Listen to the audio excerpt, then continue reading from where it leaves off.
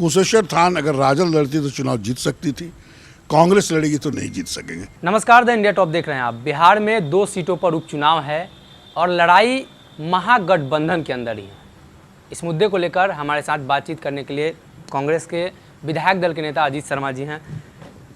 Sir, Congress में coordination की कमी थी या राजद में कोऑर्डिनेशन की कमी थी, इस प्रकार का हो गया? कांग्रेस महागठबंधन से अलग हो गई, महागठबंधन में ही लड़ाई चल रहा है। ये कोई लड़ाई नहीं चल रही है, ये तो चुनाव है। और पिछला चुनाव 2020 का आप देखेंगे तो कुशेश्वर थान कांग्रेस चुनाव लड़ी थी। हम लोगों ने 70 सीट पे लड़ा, उसमें 1 सीट कुशेश्वर थान भी था। राजद ने क्या किया कि दोनों सीटों पे, कुशेश्वर थान और तारापुर, दोनों पे उम्मीदवार घोषणा कर दी बिना कांग्रेस से किसी कंसल्ट के। जब उन्होंने कर ही दिया तो हम लोगों ने भी दोनों सीट पर चुनाव लड़ रहे हैं और बड़ा मजबूती से लड़ रहे हैं। ये कोई चीज़ गठबंधन का जो बात करते हैं ऐसा कुछ नहीं है। वो भी लड़ रहे हैं, हम भी लड़ रहे हैं। जनता के बीच गए, जनता को फैसला लेना है।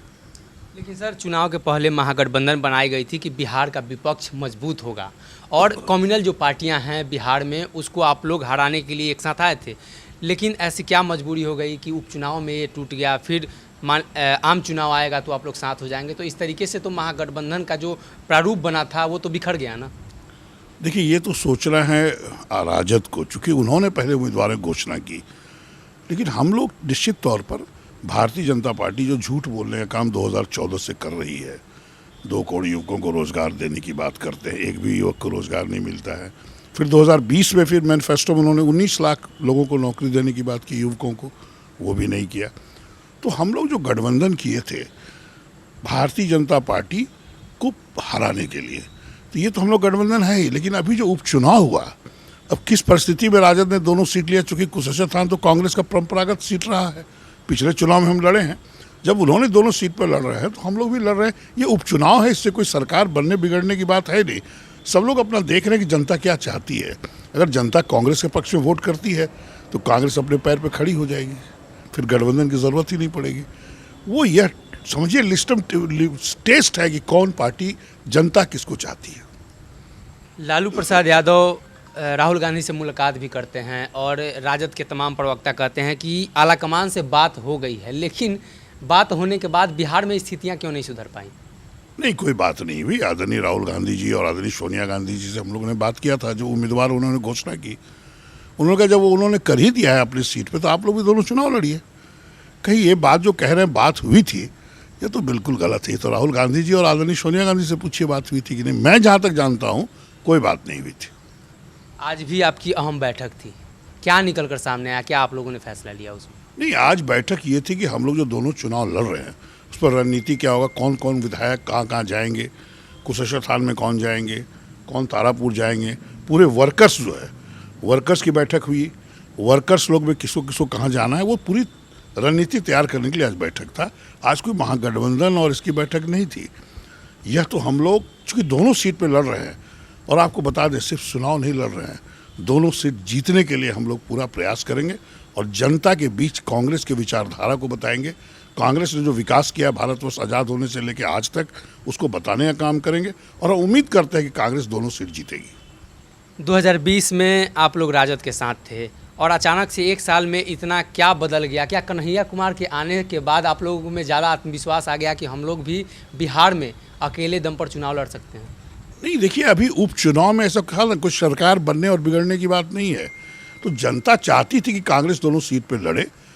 राजद के लोग को भी चाहते होंगे, इसलिए उन्होंने घोषणा पहले कर दी। हम लोग भी जनता के बीच हैं।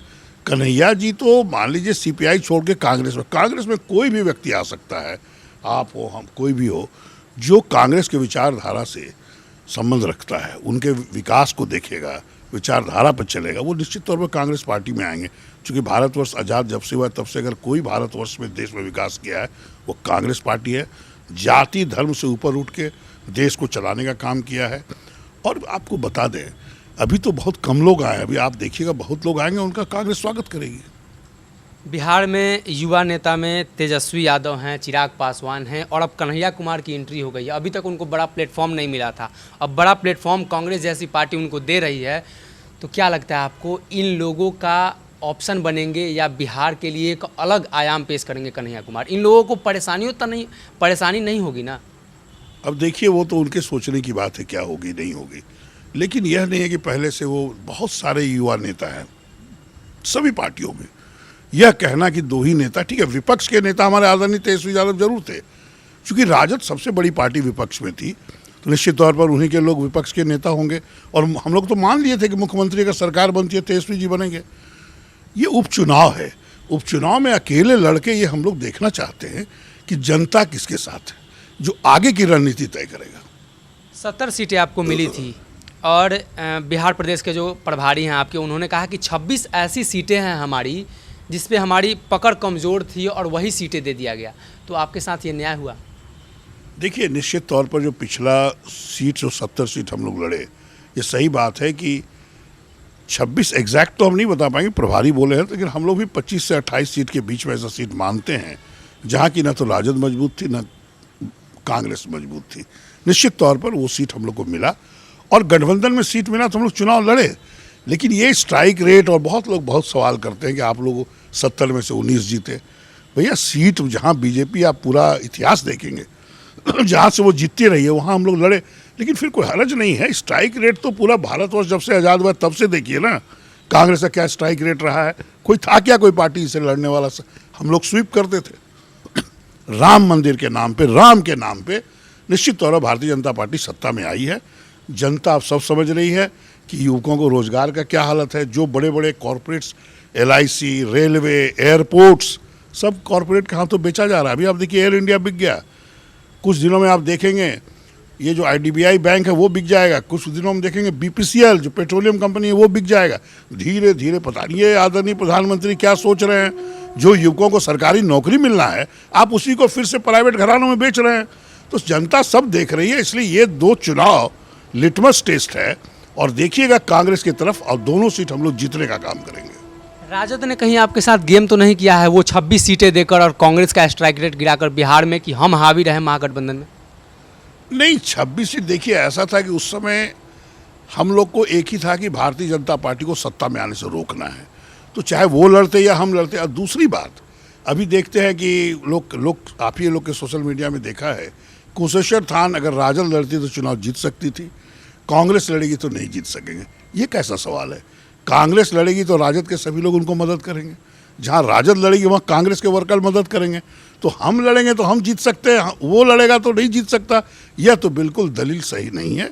जब दोनों मिलके गठबंधन है तो हम लोग दोनों मिलके चुनाव लड़ते हैं, तो इसलिए कोई गेम नहीं है। उस समय जो 70 सीट दिया गया उसमें 26 सीट निश्चित तौर पर सब लोग चाहता है कि बढ़िया सीट पर लड़ें।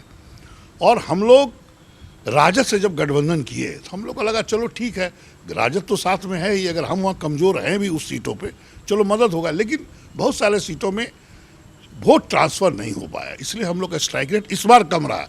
लेकिन आने वाले चुनाव में बिहार की जनता कांग्रेस के साथ आएगी, ये हम आपको विश्वास दिलाते हैं। इस बार आपकी टक्कर किन से है, राजद से है या NDA गठबंधन से?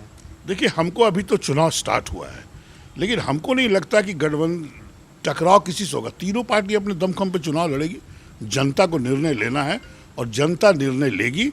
और हमको लगता है कि कांग्रेस के पक्ष में लेगी, इसलिए कि वह पूरे जब से 1947 के बाद से कांग्रेस का विकास देखा है, कांग्रेस की सोच देखी है, कांग्रेस का विचारधारा देखा है। हम बिहार की जनता से आग्रह करेंगे आप कांग्रेस को फिर से वापस बिहार में और केंद्र में लाने का। आखिरी सवाल है, 24-25 में भी चुनाव है, क्या बिहार में आप राजद के साथ लड़ेंगे? यह देखिए यह निर्णय हमारे आदरणीय सोनिया गांधी जी, आदरणीय राहुल गांधी जी लेंगे, लेकिन फिर भी ये दो उपचुनाव जो हो रहा है यह बताएगा कि आगे का रास्ता क्या होगा। तो हमारे साथ थे कांग्रेस के नेता अजीत शर्मा जी, जिन्होंने सीधे तौर पे कहा कि ये दो उपचुनाव जो हैं इसके बाद ही तय होगा आगे की रणनीति, और ये लिटमस पेपर टेस्ट है कि कौन पास होता है कौन फेल होता है। खैर इसका परिणाम 2 तारीख को आएगा, देखने वाली बात ये हो कि 2 तारीख को क्या परिणाम निकल कर सामने आता है। तब तक आप बने रहिए हमारे साथ, बहुत बहुत धन्यवाद।